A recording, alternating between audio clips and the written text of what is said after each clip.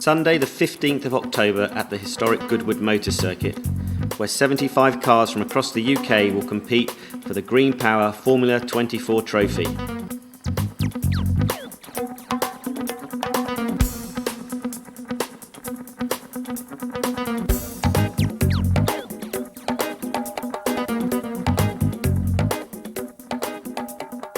Prior to the main event, a goblin from the Junior Young Engineers Club of the Year at Byron Primary in Kent leads the way, followed by the senior champions St Swithin's School.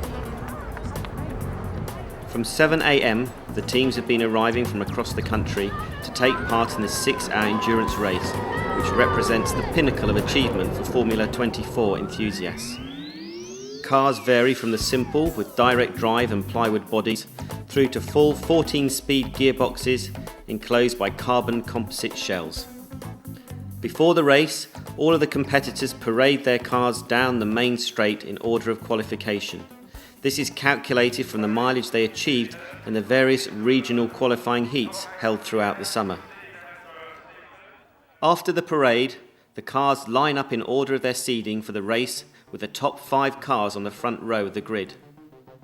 The rest line up in rows of 5 back towards the chicane. Last-minute instructions are given to all of the drivers and their pushers, and the countdown begins. It's 11 o'clock and they're off. The Earl of March sounds the hooter and the first row gets away cleanly. As the pushers clear the track, the next row is sent off. Some cars fly away, others adhere to strict team orders and keep out of trouble. However, there always seems to be one that just decides it doesn't want to go. The remaining 74 cars stream away into Madgewick Corner and out into the country. The race uses the full 2.4-mile Goodwood Circuit, and with the top cars averaging some 45 miles an hour, we can expect them to reappear into Woodcote after about 4 minutes.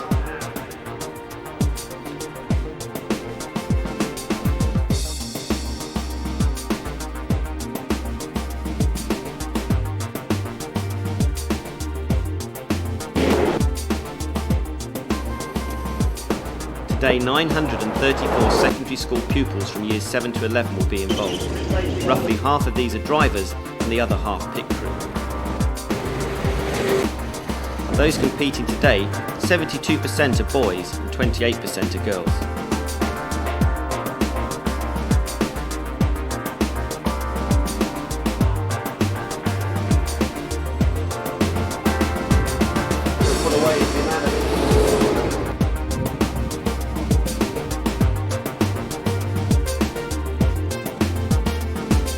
The cars weave and look for openings to overtake. The drivers, some as young as 12, take it all in their stride, and there are very few problems.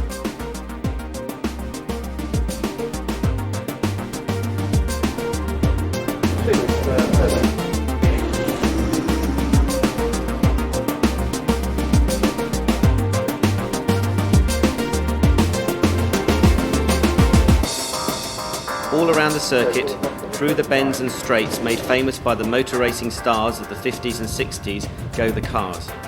Every shape and size possible to imagine is on display, despite them all having exactly the same motor and batteries. We're now in our 8th year of operation, and today we're at the 8th national final for our Formula 24 cars. It all started in 1999 as an idea to introduce engineering to secondary schools in a fun way. And 8 years later we're fully national with over 250 schools involved, and today we've got the 75 best cars from the regional heats racing at Goodwood. This is the 8th 2006 Greenpower Formula 24 final. All have been run on the same 6-hour format at Goodwood, and it's the 6th that has used the full 2.4-mile circuit. Some drivers choose to drive their full allocation of time in one 2-hour stretch, a longer time at the wheel than in a Formula 1 Grand Prix. Each team is made up of 12 members, equally split between the driving and the pit crew roles, and all of the cars are powered by identical 24-volt electric motors and 2 lead-acid car batteries. The idea is to go as far as you can in 6 hours on the same motors and 4 12-volt batteries. The record stands at about 200 miles in those 6 hours, so the cars are averaging well over 35 miles an hour in the 6 hours. All the cars are driven by years 7 to 11 pupils at secondary schools who also built the cars.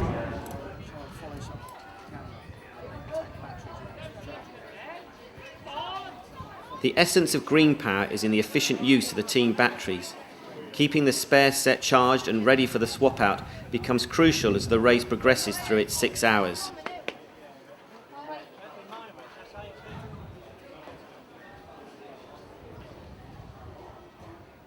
Soon, the hot spot of the race is the battery charging centre. Here, all of the team's identical chargers are busy pushing energy back into those tired batteries. Each team nominates 2 battery technicians, whose job for the whole race is to make sure that they're kept charged as efficiently as possible. They take the batteries from the car as soon as it comes into the pits, rush them to the charger and connect them, making sure not to blow any fuses. Once connected, they then stand by for news as to when their car is due back in, so the whole process can begin again. We're from St Swithins in Winchester, which obviously rocks because we're from it. And we've made our car roadworks, which we're not doing too good at the moment because we're in like 54th place, I think, but we were 6th at the beginning. We had a bit of a mishap with gears and stuff. I had a slight crash because our hooter wasn't working and around the corner and blew off the gears and broke a chain. Apart from that, it's going well. Yeah. Took the front and left of the car off. So we dropped from 6 to 58. So we haven't had but we're still enjoying it. We're pulling it out, yeah, it's still good fun. Okay, it's Redbourne Upper School. It's in Bedfordshire. We've actually got 2 teams entered this year. We've got the Redbourne Rocket, which is a older car. That's number 22, off the top of my head. And the Redbourne Rapier, which is our newer, faster car. It's number 30. Both took a couple of months to build, just in workshop at school. I think today's event's gone really well, so far anyway. I really love coming to Goodwood because it's a great race track, loads of history as well, and it's a pleasure to race here really. Redbourne Rapier, it's red, it's number 30. I've just finished driving. It gets blown about in the wind, but if you control it, it's okay. It's Super Lakeborough and we're Morton Community Schools. It's in Peterborough, Cambridgeshire. The main thing is just monitoring the motor, making sure it doesn't get too hot. We've got trouble with one of the wheels. One of the wheels is a bit dodgy. It's only held on with one small nut, so we're just fingers crossed that that's okay. We realised there's a problem with that this morning, and if that fails, we've had it. We can't fix that today, so. But it seems to be okay. I've enjoyed myself, yeah. It's gone really well. Been good. Yeah, no, I mean, the only thing I want to add really is we've made a weekend of it by coming down to, we camped at Seaford College, which was really good social experience, we had a good time. We're in the 20s. Yeah. We're the 21st minute. Yeah, we're not doing so good. We're climbing up slowly. Our battery changes have got faster. They've got faster every day. We haven't actually had any like major problems apart from like unfastened seat belts and we had more problems before we got here. But we haven't had any problems whilst we've been here. It's really fun, yeah, and we've made much more of a group, and also because we're all from different years, we sort of all made friends with different years, and we've kind of bonded over. Yeah, we've got together.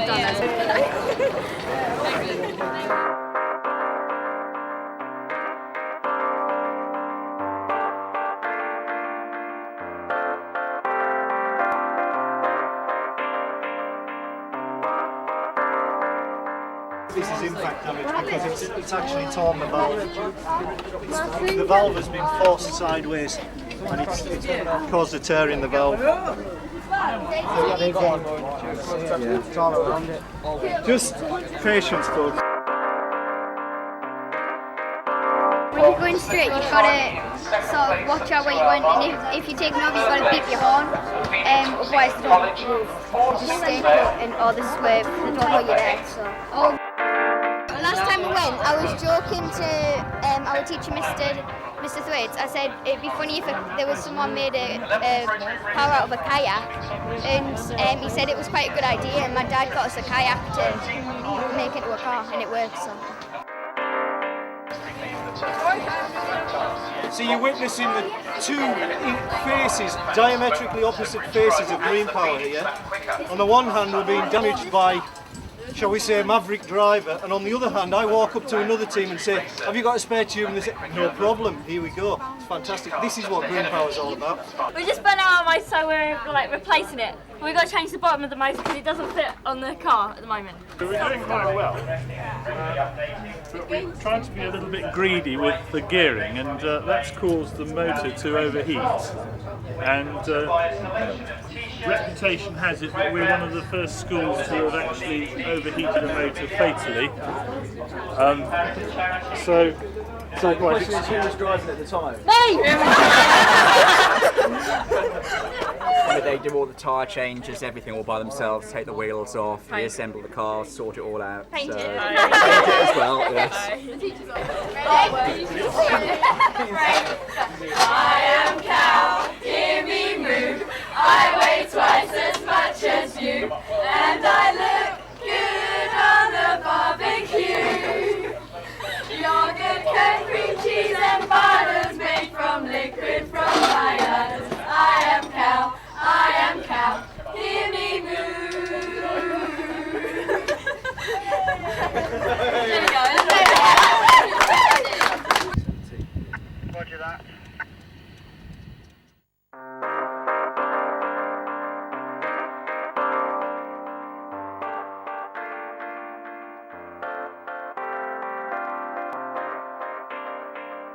Yeah, I'm just being picked up now. Alright. Yeah, it's just died on me and there's a really bad noise. We're from Sandbach High School and Sixth Form College. We're CAUC, complete and utter chaos, and there's been a constant squeak from Max Factor all day, and then suddenly it's just cut out on me. Don't know what's wrong with it really.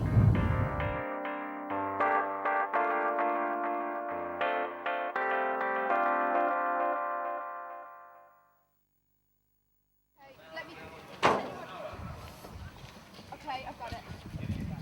I'm not carrying anything.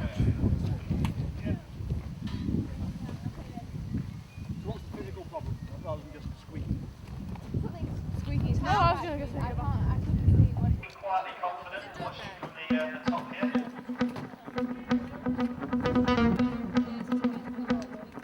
Just had an interesting chat with the man from Scale Electrics, British Motorbike Championship Scale Electrics deck. And apparently they have an issue with the car feeding inwards.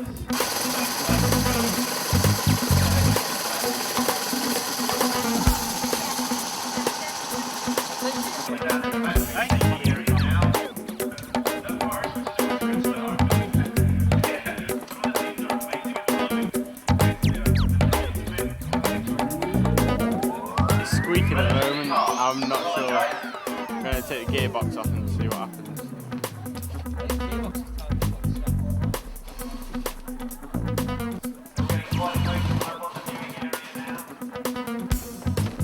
Just like to say thank you again in fact to Seaford College, who managed to use their ground and some of the teams last night.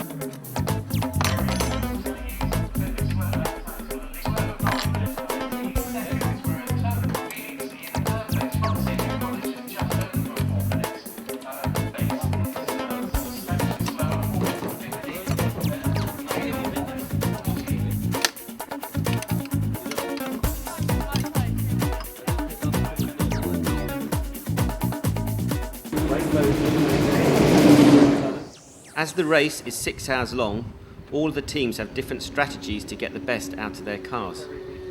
Some are reaching up to 45 miles per hour, and their streamlined shape means they can sustain these sorts of speeds.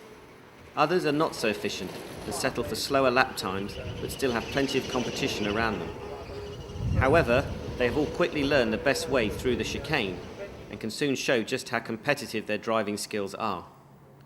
It has been established beyond doubt that even when having so little power on tap, the quality of the driver is still a major factor in the race, and a good understanding of how to drive an electric car is very different from that is needed to drive a conventional car. Race control remains busy throughout the race, fending off endless questions and queries from anxious parents and crews about just how they're doing. Some teams find it easier and more relaxing to get a lift back to the paddock every now and then.